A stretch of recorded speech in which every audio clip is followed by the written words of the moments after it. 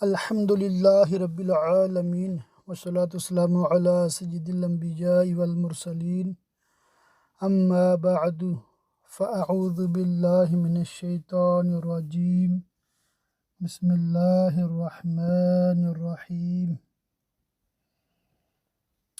Lesson 5 ہے نزہۃ القاری شرح بخاری کا، اور صفحہ نمبر 245 کا سیکنڈ ہاف، ایام وحی میں حضور کی خلوت صلی اللہ علیہ وآلہ وسلم۔ یہاں سے ہم اس حدیث پاک کی شرح کا آغاز کریں گے، بغور سماعت فرمائیں گے تو انشاءاللہ تعالی اس کی خوب برکتیں پائیں گے۔ غار حرا میں خلوت کے ایام میں کبھی کبھی کھانا لے کر حاضر ہوتی۔ ایک بار جبرائیل آئے اور فرمایا، خدیجہ سالن یا کھانا، راوی کو شک ہو گیا، لے کر آ رہی ہیں، وہ آ جائیں تو اللہ عز و جل کا اور میرا سلام کہیے، اور یہ بشارت دیجیے کہ جنت میں ان کے لیے موتی کا محل ہے، جس میں نہ شور ہوگا نہ کوئی تکلیف۔ اس سے ظاہر ہوتا ہے نزول اقرا کے بعد بھی کبھی کبھی غار حرا میں خلوت گزینی کے لیے تشریف لے جاتے۔ ایک قول یہ ہے کہ تمام عورتوں میں یہ افضل ہیں، جیسا کہ حدیث پاک میں آیا، زمین و آسمان کی سب عورتوں سے بہتر مریم بنت عمران ہیں، اور زمین و آسمان کی سب عورتوں سے بہتر خدیجہ بنت خویلد ہیں۔ یہ بخاری اور مسلم دونوں کی روایت ہے۔ مراد یہ ہے کہ مریم اپنے زمانہ کی سب عورتوں سے بہتر اور خدیجہ اپنے زمانہ کی سب عورتوں سے بہتر ہیں۔ یہ امت تمام امتوں سے افضل تو جبکہ خدیجہ اس امت کی عورتوں سے بہتر تو مریم سے بھی افضل، لیکن ہم اوپر ذکر کر آئے ہیں کہ اس باب میں توقف ہی اسلم ہے، یعنی کہ اس باب میں خاموش رہنا ہی افضل ہے حضرت کے نزدیک، یعنی کہ مفتی شریف الحق امجدی علیہ رحمہ کے نزدیک، کہ بی بی خدیجہ افضل ہیں، بی بی عائشہ افضل ہیں یا بی بی فاطمہ افضل ہیں۔ اس مسئلے میں ہم بحث نہ کریں، الجھیں نہ کسی سے، بلکہ جو ہمارے بزرگوں کا طریقہ ہے ان میں سے ایک طریقہ یہ بھی تھا کہ بیٹیاں ہونے کی نسبت سے بی بی فاطمہ رضی اللہ تعالیٰ عنہ افضل ہیں، اور بیویوں میں سیدہ عائشہ رضی اللہ تعالیٰ عنہ افضل ہیں، اور بعض علماء فرماتے ہیں کہ حضرت خدیجہ رضی اللہ تعالیٰ عنہ افضل ہیں۔ ضرورت زندگی جمع کرنا منافی توکل نہیں۔ اس سے دو باتیں ثابت ہوئیں، ایک یہ کہ اللہ عز و جل کے ساتھ تعلق اہل و عیال کے ساتھ لگاؤ کے منافی نہیں، بلکہ کمال یہی ہے کہ دونوں سے تعلق رکھے، بلکہ اہل و عیال کے ہوتے ہوئے ان سے یک دم یا ایک دم بے تعلق ہو کر گوشہ نشینی خلاف سنت ہے۔ دوسرے یہ کہ بقدر ضرورت کھانے پینے کے سامان آئندہ کے لیے پاس رکھنا توکل کے منافی نہیں۔ نزول اقرا کی تاریخ اس وقت عمر مبارک اور ملک کی تحقیق۔ حدیث میں لفظ الحق ہے، اس سے بالاتفاق مراد وحی ہے۔ یہ واقعہ بروز دوشنبہ 17 رمضان المبارک ہوا، جبکہ آپ کی عمر مبارک 40 سال تھی۔ ملک اصل میں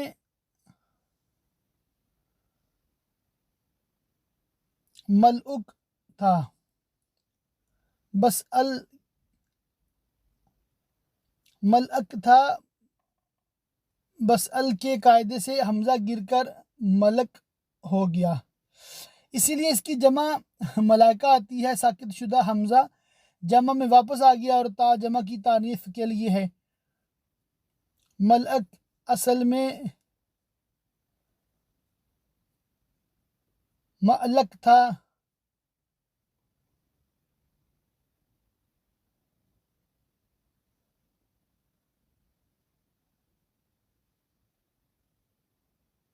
اس کے معنی جو لکھے ہیں پیغام رسانی کی ہیں، خلاف قیاس قلب کر کے یعنی کہ بدل کر ملک ہوا۔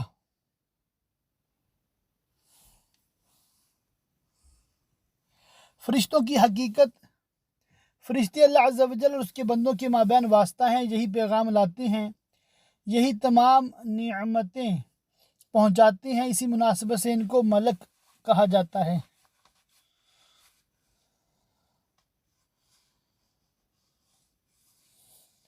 تو ہم نے اوپر پڑھا ہے پیغام رسانی کے معنی میں آتا ہے ملک۔ تو چونکہ فرشتے اللہ تعالیٰ کی نعمتیں لاتے ہیں، اللہ کے پیغام لاتے ہیں، تو اس لیے ان کو ملک کہتے ہیں۔ فرشتہ جسم نوری علوی رکھتے ہیں، انہیں یہ قدرت ہے کہ جو شکل چاہیں اختیار کر لیں۔ یہ مختلف کاموں پر مامور ہیں، کچھ معرفت الہی میں مستغرق ہیں، کچھ عالم کا نظام چلانے پر۔ ان میں سے کچھ وہ ہیں جو رسول ہیں جن میں جبرائیل امین بھی ہیں۔ قرآن مجید میں ہے، اللہ عز و جل فرشتوں میں سے رسول منتخب فرما لیتا ہے۔ رسول ملائکہ سارے فرشتوں سے افضل ہے، اور انبیاء کرام کے علاوہ تمام انسانوں سے بھی، حتیٰ کہ صحابہ کرام، حتیٰ کہ صدیق اکبر سے بھی بلا استثناء سب فرشتوں سے افضل جبرائیل امین ہیں۔ حرا میں جبرائیل آئے تھے۔ صحیح یہ ہے کہ یہاں فرشتے سے مراد حضرت جبرائیل امین ہیں، اس لیے کہ پورا قرآن یہی لے کر آئے ہیں، ان کے علاوہ کوئی دوسرا ایک کلمہ نہیں لایا ہے۔ قرآن مجید میں ہے نازل بہ الروح الامین، اسے روح امین نے اتارا ہے۔ جبرائیل کی انبیاء کی بارگاہوں میں حاضری کی تعداد: حضرت جبرائیل علیہ السلام حضرت آدم کی خدمت میں 12 مرتبہ، حضرت ادریس کی خدمت میں 4 مرتبہ، حضرت نوح کی خدمت میں 50 مرتبہ، حضرت ابراہیم کی خدمت میں 42 مرتبہ، حضرت عیسیٰ کی خدمت میں 10 مرتبہ، 3 بار بچپنے میں، 7 بار بڑے ہونے کے بعد، حضرت یعقوب کی خدمت میں 4 بار، حضرت ایوب کی خدمت میں 3 بار، اور سید الانبیاء صلی اللہ تعالی علیہ وسلم کی خدمت میں 24,000 مرتبہ بار یابی سے مشرف ہوئے۔ حرا میں نزول وحی کی صورت: پہلی والی حدیث میں وحی کی 2 صورتیں بیان ہوئی، ایک سلسلہ الجرس کے مثل، دوسرے فرشتے کا انسانی شکل میں حاضر ہو کر کلام کرنا۔ حدیث کا سیاق و سباق اس پر نص ہے کہ نزول وحی دوسری ہی صورت میں تھی، مثلا یہ کہنا پڑھو، پھر بار بار دبانا چھوڑنا، پھر یہ کہنا پڑھو۔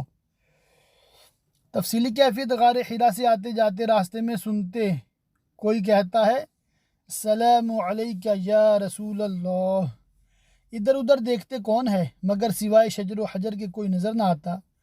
غار حرا میں خلوت اور آنا جانا اسی طرح جاری رہا کہ ایک بار کوہ حرا پر تشریف فرما تھے، یعنی حرا پہاڑ پر تشریف فرما تھے، کہ ایک باعظمت شخص ظاہر ہوئی اور عرض کیا، اے محمد صلی اللہ علیہ وسلم، آپ کو بشارت ہو، میں جبرائیل ہوں، آپ کے پاس اس لیے بھیجا گیا ہوں کہ خدا کا پیغام آپ تک پہنچا دوں اور آپ کو بتا دوں کہ آپ خدا کے رسول ہیں۔ وجد آفری معنی: ما انا بقارئن کا ترجمہ عام طور پہ یہ کیا جاتا ہے کہ میں پڑھا ہوا نہیں، لیکن ہمارے مشائخ نے یہ ترجمہ کرایا میں نہیں پڑھتا۔ اب غور کریں، عام لوگوں نے کیا ترجمہ کیا؟ میں پڑھا ہوا نہیں، اور اہل سنت کی علماء نے کتنا پیارا ترجمہ کیا ہے، ما انا بقارئن کا میں نہیں پڑھتا۔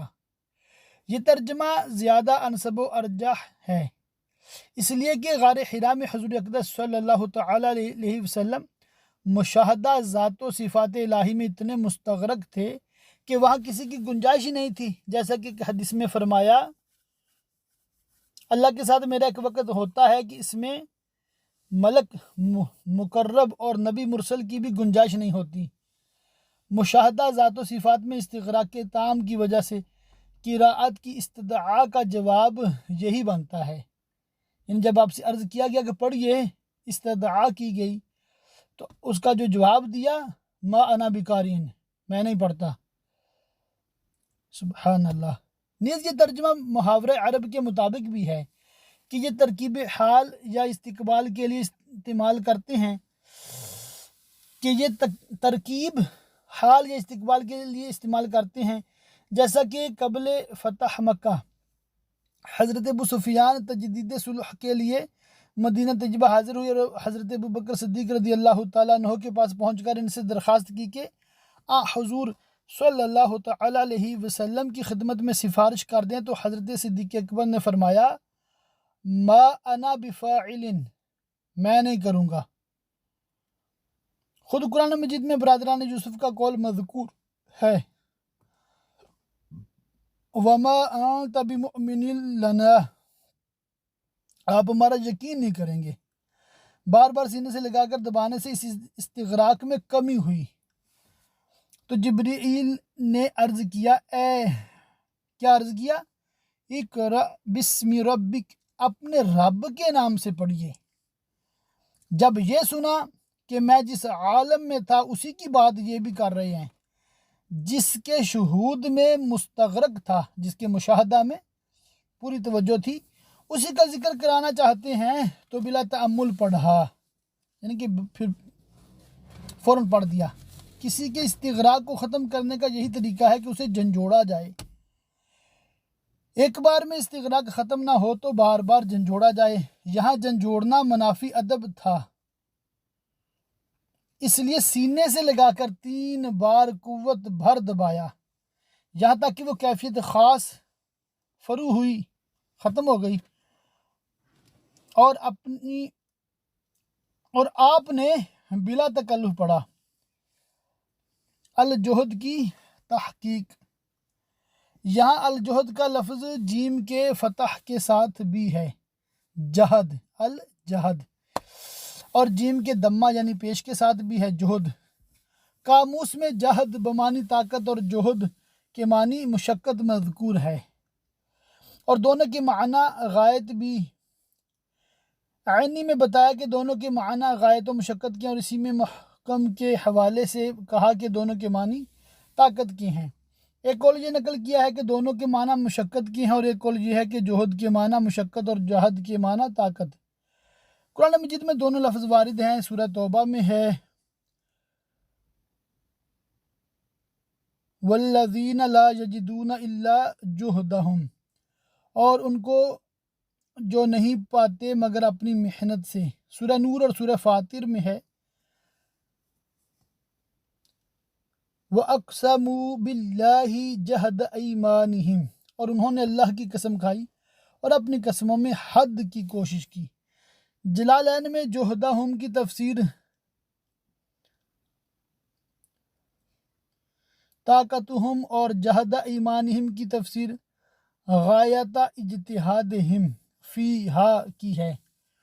اس سے ظاہر کہ قرآن مجید میں جہد بمانی طاقت اور جہد بمانی غایت اجتہاد وارد ہے، مگر اس کا یہ مطلب نہیں کہ یہ دونوں انہی معنوں میں منحصر ہیں، کہ جہد کا معنی طاقت ہی ہے، غایت اجتہاد نہیں، یا جہد کا معنی غایت اجتہاد ہی ہے، طاقت نہیں۔ اس کا احتمال بھی ہے کہ دونوں کے معنی طاقت ہوں، یا دونوں کے معنی غایت اجتہاد ہوں، دونوں کے معنی طاقت ہیں۔ یہ خود قرآن مجید سے ثابت ہے کہ لا یجدون الا جہدہم میں دونوں قرأت ہے، یعنی جیم کے فتح کے ساتھ بھی اور دمہ کے ساتھ بھی، جہدہم بھی ہے، جہدہم بھی ہے، اور دونوں بمانی غایت اجتہاد ہیں۔ یہ قاموس سے ہے، قاموس سے ظاہر۔ ہندوستانی مطبوعہ بخاری کی حاشیے پر کرمانی کے حوالے سے دونوں کے 3 معنی طاقت، مشقت، غایت لکھے ہیں۔ اب یہاں 4 احتمال ہیں، الجہد، الجہد دال کے دمہ کے ساتھ۔ اس بنا پر یہ بالغہ کا فاعل ہے اور بالغہ کا مفعول مبلغہ محذوف ہے۔ اب ترجمہ یہ ہوگا، فرشتے نے مجھے دبوچا یہاں تک کہ میری طاقت یا میری مشقت اپنی حد کو پہنچ گئی، یعنی اس سے زیادہ کی قوت نہ رہی۔ اور الجہدہ، الجہدہ دال کے فتح کے ساتھ، اس تقدیر پر کہ یہ بالغہ کا مفعول بہی ہے اور بالغہ کا فاعل ضمیر مستتر ہے جس کا مرجع الغت ہے، جس پر فغطنی دلالت کرتا ہے۔ اب مان لیجیے ہوں گے کہ فرشتے نے مجھے دبوچا یہاں تک کہ اس کا دبوچنا میری وسعت کو پہنچ گیا، مگر فتح الباری سے ظاہر ہے کہ روایت صرف دو ہیں، الجہد بالفتح والنصب، ای بالغ الغت منی غایت الوسع، ورویہ اور ایک روایت میں ہے بالرفع والدم، رفع اور دمہ کے ساتھ، یعنی پیش اور رفع اور دمہ کے ساتھ، ای بالغہ من الجہد مبلغہ ہو، جب بالغہ کی ضمیر فاعل کا مرجع الغت ٹھہرایا تو دونوں روایتوں کا حاصل ایک ہوا کہ فرشتے نے حضور کو حضور کی طاقت بھر دبوچا۔ تو یہاں یہ جو ہم گرامر پڑھتے ہیں نا، اس میں آپ پریشان نہ ہوں، صرف اس بات پہ غور کرنا ہے کہ دیکھیں ایک لفظ ہے وہ کن کن معنی میں آتا ہے، اور کس قدر اسٹڈی کر کے نا جی ڈکشنری کو، لغت کو، عام محاوروں کو، قرآن حدیث کو، پھر علماء ڈیسائیڈ کرتے ہیں کہ یہاں پر کون سا معنی موزوں ہے، کون سا ترجمہ زیادہ بہتر ہے۔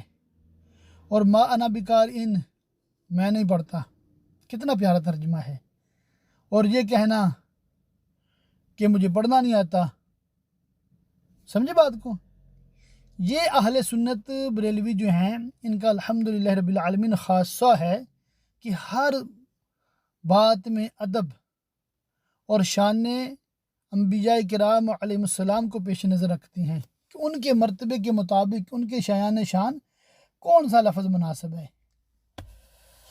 ایمان افروز توجیہ، یہاں ایک توجیہ یہ بھی ہو سکتی ہے کہ منی کے من کو تعلیل کے لیے لیں، اور چونکہ نفس ذات کسی چیز کی علت نہیں ہو سکتی اس لیے غت مضاف محذوف ہوگا، یعنی لاجل غتی، معنی یہ ہوئے میرے دبوچنے کی وجہ سے، الجہد پر عہد کے الف لام سے جہد ملک مراد ہوگی، اب الجہد کی روایت پر معنی یہ ہوئے میرے دبوچنے کی وجہ سے فرشتے کی طاقت یا مشقت اپنی حد کو پہنچ گئی، الجہد کی روایت پر بالغہ کی ضمیر فاعل کا مرجع ملک ہوگا، بالغہ سے پہلے بھی دو فعل ہیں، اخذا غطا، اور بالغہ کے بعد بھی دو فعل ہیں، ارسلہ قالا، ان چاروں فعلوں کی ضمیر فاعل کا مرجع ملک ہے۔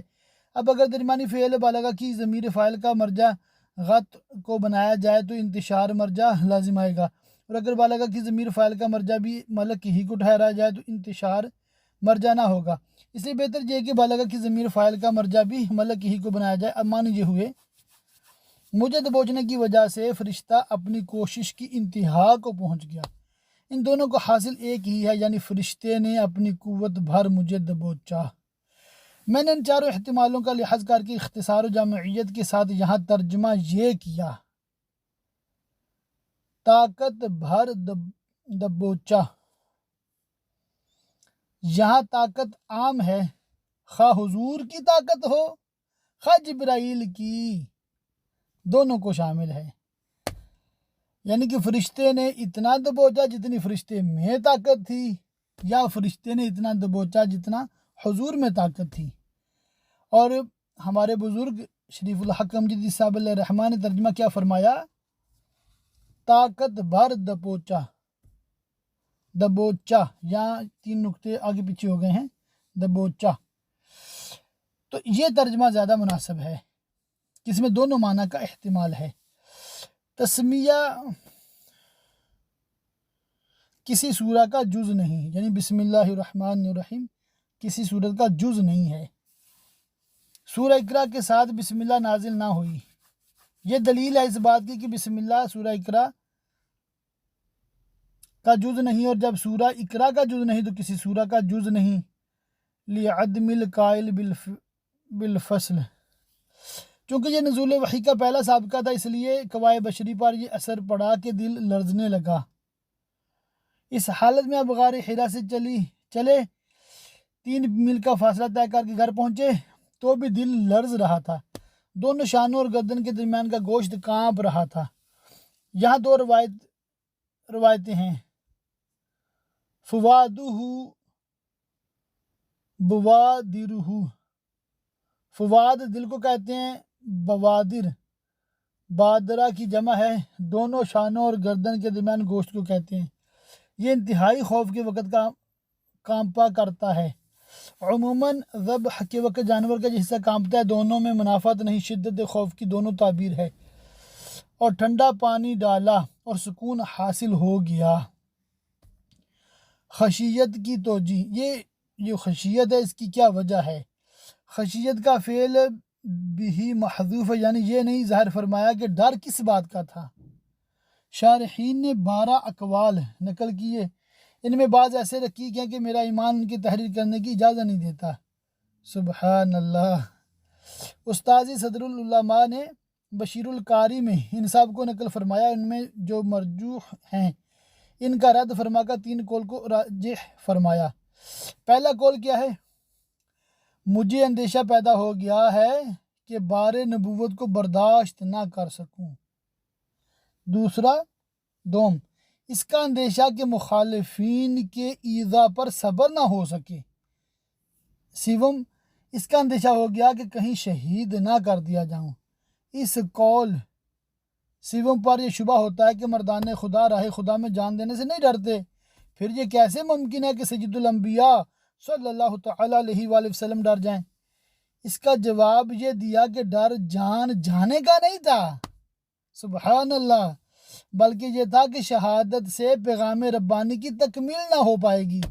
सुबहान अल्लाह। जैसे हज़रत मूसा ने अर्ज़ किया था, उनका मुझ पर इल्ज़ाम है इसलिए डरता हूँ कि कहीं कत्ल कर दें। फरमाया ऐसा हरगिज़ ना होगा। हज़रत मूसा अलैहिस्सलाम का जो खौफ सिर्फ इस बिना पर था कि जो खिदमत सुपुर्द की जा रही है वो अंजाम ना दे पाऊँगा, मगर इस खादिम का ज़ौक़ इस तरफ रहनुमाई करता है कि गुज़र चुका कि मुद्दतुल उम्र नुज़ुल वही का बार कितना महसूस होता था। यह नुज़ुल वही का पहला मौका था। इसका जिस्म अक़दस पर कितना शदीद असर पड़ा वो भी ज़ाहिर है कि 3 मील का रास्ता तय करके दौलत कदा पर तशरीफ़ लाए तो भी इतना तासुर था कि दिल लर्ज रहा था, बदन कांप रहा था। पहली बार जो गुजरा उसके पेश नज़र फरमाया कि मैं अपनी जान को डर गया हूँ कि जब एक बार के नुज़ुल वही से ये हालत है तो अंदेशा है कि मुसलसल नुज़ुल वही की ताब ना ला सकूँगा। ये कहना कि नबी होने के यकीन के बाद ये अंदेशा मुतसव्वर नहीं हो सकता, सही नहीं, इसलिए कि रोज़मर्रा होता रहता है कि सख्त मुशक्क़त के काम को जानलेवा बोलते हैं। इसी तरह इस अज़ीम बार के तहम्मुल को जो खिरकी आदत से कम नहीं। ये कहना कि मैं अपनी जान को डर गया नबी होने के मुनाफी नहीं है, इसलिए कि मुराद इसकी नाकाबिल बर्दाश्त ज़ाहिर करना है कि आप नुज़ुल वही के बार का तहम्मुल या मुखालिफिन की ईज़ा पर सब्र न कर सकें या शहीद कर दिए जाएं, इसलिए कि ये रुसवाई है और अल्लाह अज़्ज़ा वजल आपको कभी भी रुसवा न करेगा। सिला रहमी अपने रिश्तेदारों के साथ एहसान और अच्छे सलूक को कहते हैं। अलकुल्लु बोझ के माना में भी है और ऐसे शख्स को भी कहते हैं। अलकल्लु ऐसे शख्स को भी कहते हैं जो अपनी किफ़ालत से आजिज़ हो। यहाँ दोनों माना दुरुस्त है, यानी आप लोगों का बार उठाते हैं या ये कि आजिज़ की दस्तगीरी करते हैं।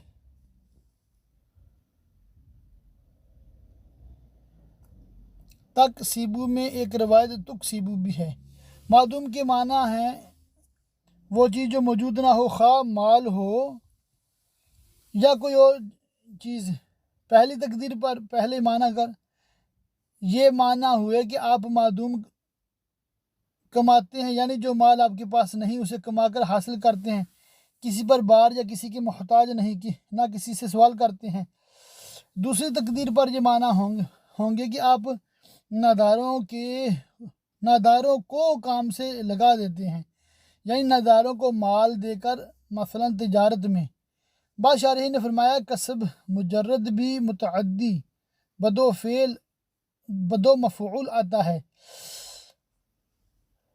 اور المعدوم مال اور غیر مال مثلاً عمدہ اخلاق وغیرہ سب کو شامل۔ اب دونوں روایتوں کا معنی ایک ہوا، یعنی آپ لوگوں کو وہ چیز عطا فرماتے ہیں جو ان کے پاس نہیں، خواہ وہ مال ہو یا کچھ اور، مثلاً عمدہ اخلاق کی تعلیم۔ وہ لوگ اقارب ہوں یا اجانب، سب پر جو جود و نوال عام ہے۔ حضرت خدیجہ کی عرض کا مطلب یہ ہے کہ آپ رشتہ داروں پر ہر طرح کا احسان کرتے ہیں، بلکہ آپ کا احسان رشتہ داروں کے ساتھ خاص نہیں، ہر شخص کو عام ہے۔ اور یہی نہیں کہ آپ صرف داد و دہش کرتے ہیں، بلکہ لوگوں کو عمدہ تعلیم اور اچھے اخلاق کی تلقین بھی کرتے ہیں۔ اصل غم گسار وہ ہے جو ابتدائی مرحلے میں انتہائی ٹھوس طریقے سے ہراساں کو تسکین دے۔ حضرت خدیجہ یہ خدمت انجام دینے کے بعد حضور اقدس صلی اللہ تعالیٰ علیہ وسلم کو ورقہ بن نوفل کے پاس اس غرض سے لے گئیں کہ ان کی تائید حاصل کریں کہ وہ عرب کے مسلم و ثبوت، عاقل، عالم، شاعر تھے۔ ان کو کس کہا جاتا تھا؟ عمر میں بھی بڑے تھے، تاکہ ان کی تائید سے ان کے موقف کو اور قوت مل جائے اور حضور صلی اللہ تعالیٰ علیہ وسلم کو مزید سکون۔ ورقہ، یہ ورقہ کے بارے میں ہے، عرب کے ان چند نفوس میں تھے جو اپنی عقل سے بت پرستی کو ناپسند کرتے تھے اور دین حق کے جویاں تھے۔ یہ اور زید بن نفیل وغیرہ نے دین حق کی تلاش میں شام وغیرہ کا سفر کیا، بعض ایسے راہبوں سے جو غیر متبدل دین عیسوی پر تھے، یعنی اصل دین عیسوی پر تھے۔ ورقہ کی ملاقات ہوئی، ان کے اثر سے اصل دین عیسوی کو قبول کر کے عیسائی ہو گئے۔ ان نصارہ کی طرح نہیں تھے جو محرف دین عیسوی کے پابند تھے۔ یہ عربی اور عبرانی سرجانی تینوں زبانوں کے ماہر تھے، انجیل کو عربی میں بھی اور عبرانی میں بھی لکھا کرتے تھے۔ ان کا بعد بعثت 4 نبوی میں انتقال ہوا، یعنی کہ پیارے آقا علیہ الصلوۃ والسلام کے اعلان نبوت کے 4 سال بعد۔ ایمان لانے کے جرم میں جب حضرت بلال رضی اللہ تعالیٰ عنہ کو ایذائیں دی جانے لگی، ان کو چلچلاتی دھوپ سے تپتی ہوئی سنگلاخ زمین پر لٹا کر مجبور کیا جاتا کہ ایمان سے پھر جائیں۔ شدت تکلیف سے بے ہوش ہو جاتے، مگر جب ہوش آتا تو فرماتے احد احد، یعنی اللہ ایک ہے، اللہ ایک ہے۔ ایک بار اسی حالت میں ورقہ کا گزر حضرت بلال پر ہوا، ان سے کہا احد احد، ایک ہی کہنا ایک ہی کہنا، یعنی کہ انہوں نے حضرت بلال کو یہ تاکید فرمائی تھی کہ احد احد کہتے رہو۔ یہ روایت اس کے منافی نہیں جو اس حدیث کے اخیر میں ہے کہ ام المومنین نے فرمایا ورقہ اس کے کچھ ہی دنوں کے بعد انتقال کر گئے۔ حضرت ام المومنین کی مراد یہ ہے کہ اسلام کی شہرت عام اور جہاد کے فرض ہونے سے پہلے ہی ان کا انتقال ہو گیا۔ حضرت ورقہ کی صحابیت، علماء سیر و محدثین میں اس پر بڑے زور کی مارکہ آرائی ہے کہ یہ صحابی تھے یا بحیرہ راہب کی طرح تھے یا آخر وقت تک نصرانی تھے، نصرانیت ہی پر مرے۔ اس کے ثبوت میں یہ روایت پیش کی جاتی ہے،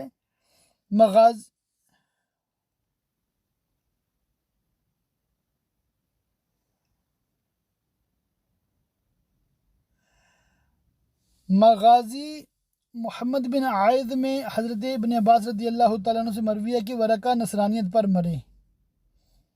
اس کا ایک راوی عثمان بن عطا خراسانی ہے، اصحابہ میں فرمایا یہ ضعیف ہے، اس لیے یہ قول ساقط ہے۔ رہ گیا یہ قول کہ یہ صحابی تھے یا بحیرہ راہب کے مثل تھے۔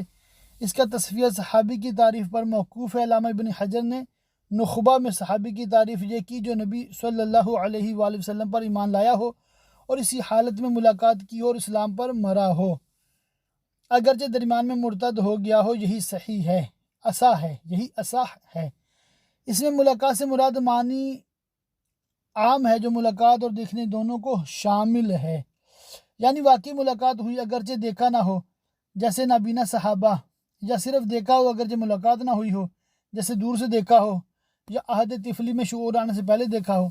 صحابی کی تعریف کے معیار سے حضرت ورقہ کو جانچیے تو بلا شبہ ثابت ہوتا کہ یہ صحابی تھے، انہوں نے حضور اقدس صلی اللہ تعالیٰ علیہ وسلم کو دیکھا بھی اور آپ کی تصدیق بھی کی اور آپ پر ایمان بھی لائے اور زمانہ دعوت بھی پایا اور اپنے ایمان پر اخیر دام تک قائم رہے۔ ابھی گزرا کہ 4 سنِ نبوی میں وصال ہوا۔ 4 سنِ نبوی میں عام دعوت کا حکم آ چکا تھا۔ 3 سال تک اسی طرح حال رہا۔ حضرت صلی اللہ تعالیٰ علیہ وسلم اس کے چھپانے اور اسی پر اکتفا کرنے کے مامور تھے، اس لیے خفیہ دعوت اسلام دیتے یہاں تک کہ یہ آیا کریمہ نازل ہوئی، تم کو جو حکم ہے اسے علانیہ بیان کرو اور مشرکوں سے منہ پھیر لو۔ یہ چوتھے سال ہوا۔ جب ورقہ کا وصال 4 نبوی میں ہوا تو ثابت کہ انہوں نے خفیہ دعوت کا زمانہ ضرور پایا، بلکہ اوپر حضرت بلال والے واقعے سے یہ بھی ثابت کہ دعوت عام کا بھی زمانہ پایا، اس لیے کہ یہ طے ہے کہ مسلمانوں کی زر ثانی اعلان عام کے بعد شروع ہوئی۔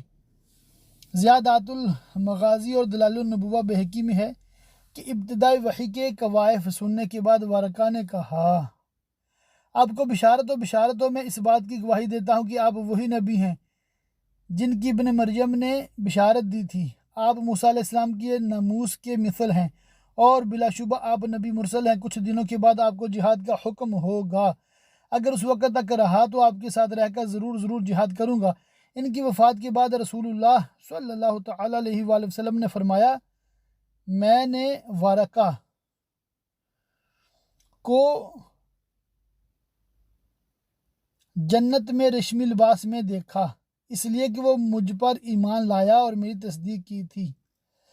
اصل میں یہ لفظ یہاں پر کس ہے، کس میں نے پہلے جو کس پڑھ دیا تھا اس کو کاف کے نیچے میں نے زیر پڑھ دیا تھا، یہاں پر ہے کس، تو یہ کس کے نام سے مشہور تھے، ورقہ ان کا مطلب نام ہے۔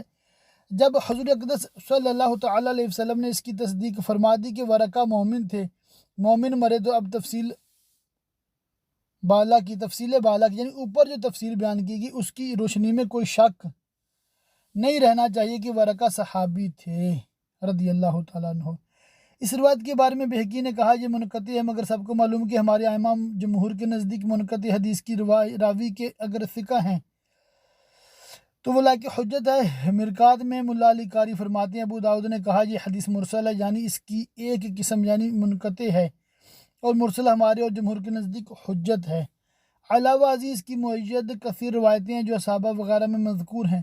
کسی میں فرمایا میں نے ان کو جنت میں کریپ پہنے دیکھا، کسی میں ہے کہ وہ جنت کی نہروں میں ہے، کسی میں ہے ایک ہی نہیں 2 جنت میں ہیں۔ انہیں برا مت کہو، کہیں یہ آیا کہ میں نے ان کو سفید کپڑے میں دیکھا، اگر جنتی نہ ہوتے تو ان پر سفید کپڑے نہ ہوتے۔ ان سب سے یہ بات بطور قدر مشترک ثابت ہوتی ہے کہ وہ ضرور مؤمن تھے، اور جب یہ ثابت ہو گیا کہ وہ زمانہ دعوت پا چکے تھے تو اب ان کے صحابی ہونے میں کیا شبہ۔ یہی کثیر محدثین علماء سیجر کا مذہب ہے، مثلا برہان بقاعی، علامہ برماوی عراقی اور ابن مندہ، طبری، بغوی، ابن نافع، ابن سکن وغیرہ نے ان کو صحابہ میں شمار کیا۔ یہاں پر آج کے سبق کا اختتام کرتے ہیں۔